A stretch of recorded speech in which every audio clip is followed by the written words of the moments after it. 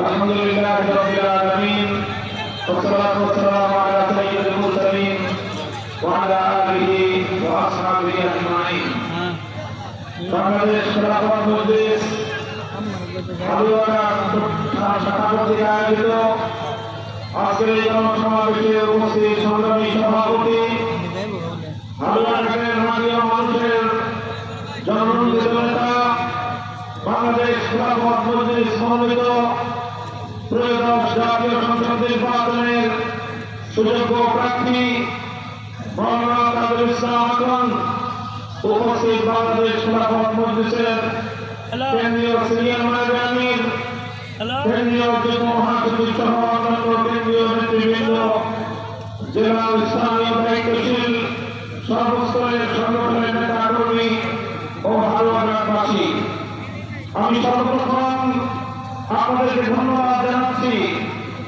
তুমুল বর্ষণমুখর এই প্রতিকূল আবহাওয়ার মধ্য দিয়েও আপনারা যে বিপুল উপস্থিতি আজ এখানে জমায়েত করেছেন, এতে প্রমাণ হয় হালুয়াঘাটের মাটি ইসলামের ঘাঁটি।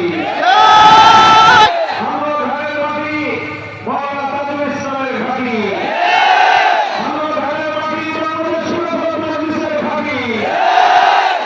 সংগ্রামী সাথী ও বন্ধুগণ, আমাদের তৌহিদ ভাষায় বলতে চাই, বাংলাদেশ খেলাফত মজলিস এদেশের আলেম সমাজ, এদেশের ইসলামপন্থীরা বিগত 15 বছর ধরে ফ্যাসিবাদের বিরুদ্ধে লড়াই করেছে।